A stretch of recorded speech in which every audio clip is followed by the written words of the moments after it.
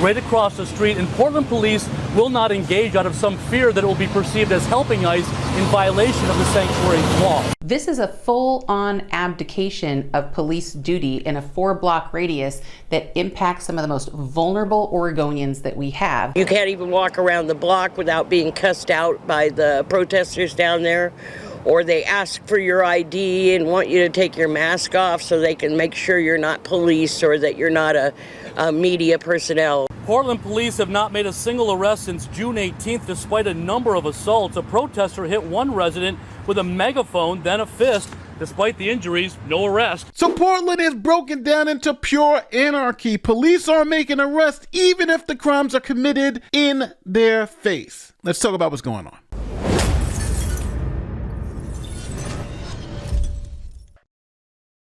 All right, welcome to Portland, Oregon, here in the United States. Now, a lot of people know Portland because Portland is the wokest city in America next to San Francisco. And this occurred at every level. For instance, when we talk about policing, Portland was one of the first cities to start defunding their police department. We propose to redirect over $7 million from the Police Bureau and $5 million from other city funds directly to communities of color, reinvesting $12 million. We're going to dissolve the Gun Violence Reduction Team, the School Resource Officer Program, and the Transit Specialty Units. We'll stand with the Oregon Legislative People of Color Caucus to fight for urgently needed reforms, and with our federal delegation to reform the Qualified Immunity Doctrine. We'll ban chokeholds. We'll create a private right of action for intentional discrimination by law enforcement, and will reform the use of consent searches in traffic stops. So, defund the police department? Check. Next, the DA's office, we're going to go light on crime. We're going to send in the social workers and allow people to commit their crimes without fear of going to jail. Stay on the job for the new district attorney in Multnomah County. Mike Schmidt is a former prosecutor in that office and a graduate of Lewis and Clark Law School.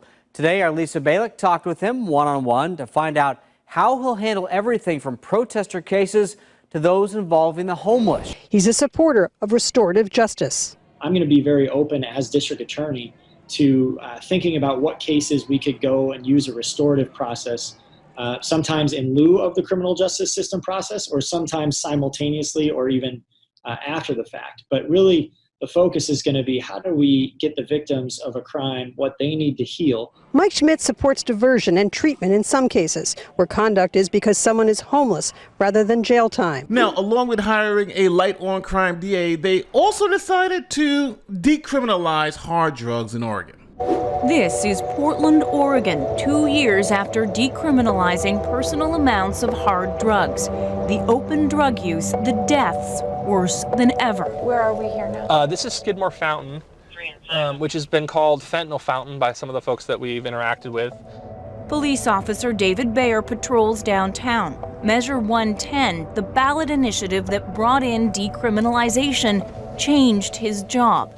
See this guy right here? Yeah. Yeah, watch this.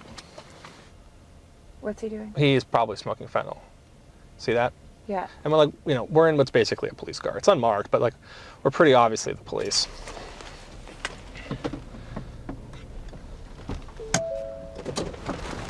Hi there, put that knife away, please. What are you smoking?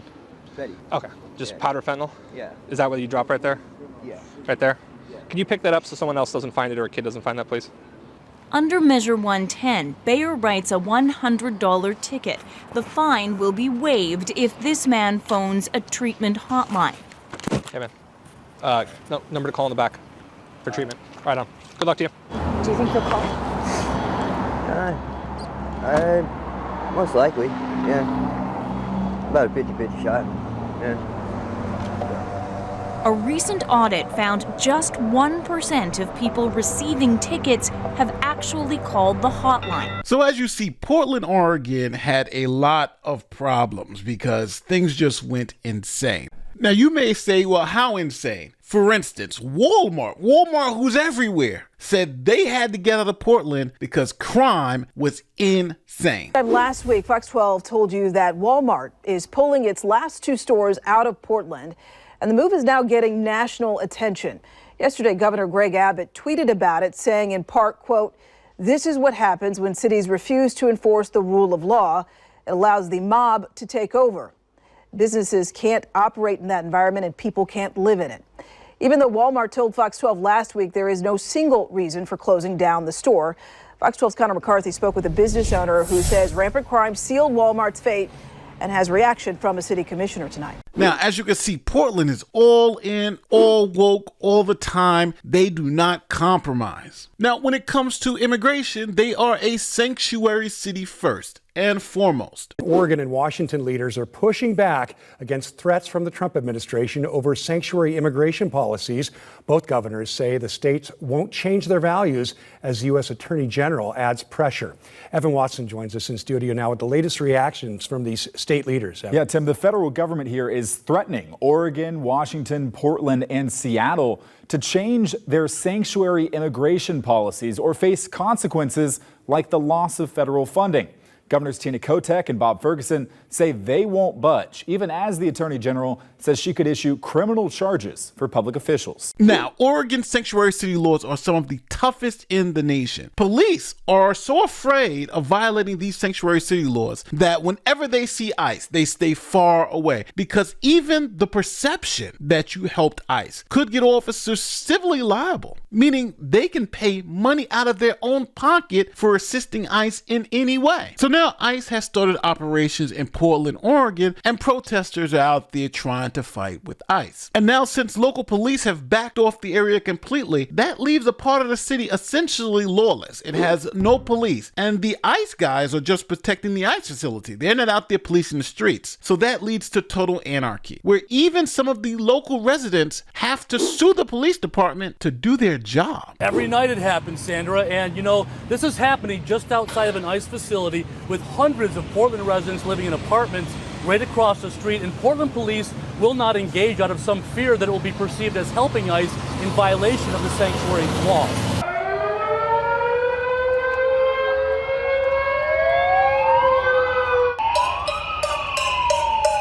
Oh my God. Turn that down! It's midnight! We the people need sleep! And what makes this even more frustrating for residents is that Portland police won't respond to noise complaints or even when assaults are witnessed. I'm calling about the protesters. They cornered 2 women out here. They need help. They cornered them. Please send a cop. Portland police have not made a single arrest since June 18th, despite a number of assaults. A protester hit one resident with a megaphone, then a fist. Despite the injuries, no arrest. One resident sued the city to force cops to enforce the laws, and this was uncovered during discovery. One officer telling another on the police radio, quote, "If it were not ICE, we could assist directly." This is a full-on abdication of police duty in a 4-block radius that impacts some of the most vulnerable Oregonians that we have. Now they've said, nah, we're just gonna let violent rioters do this for 80 straight nights and we don't care. Now just imagine that police are sitting there witnessing assaults, witnessing probably drug deals, all these crimes occurring right in front of them, but because this is near an ICE facility, they can't do anything about it because they don't even want to be perceived to as been helping ICE. And people have had to sue, like this one woman who sued to say, hey, we just want police to do their jobs.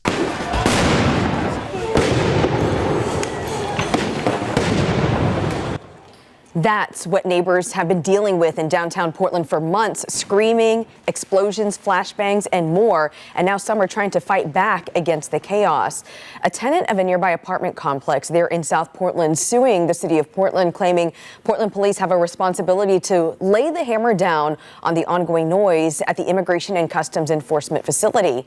A court, however, did not rule in her favor. Now, essentially, since police won't do anything, protesters have taken over the area, forcing residents to identify themselves if they want to go home. Some of the people living nearby won't share their names or show their faces because they're afraid of retaliation. You can't even walk around the block without being cussed out by the protesters down there, or they ask for your ID and want you to take your mask off so they can make sure you're not police or that you're not a media personnel. I've never had to carry any kind of personal protection, but now I carry a stun gun and I carry bear mace. and I fear for my life. I came here in hopes of, finding peace and sorting through my own issues. And instead, I'm thrust into a war zone. So we have thousands of protesters protesting to keep illegal immigrants in the country. And to do that, they are making life a living hell for the people who are there legally, for the citizens who are there, the people who are paying the taxes. And instead of the state doing something to help their own citizens have some peace at night, they are letting the madness continue. And think about those citizens who are paying taxes, who are living in that area, who have nothing to do with all this. They are the ones suffering. And it's just not suffering with the noise. They're being assaulted. Matter of fact, they are forcing American citizens to show that they are legally here before they allow them in. Show us your papers. Show us your ID. What's the world coming to? Tell me where I'm in the comment section. Because, again, it's like crazy world out there. I'm Nate the Lawyer. Peace.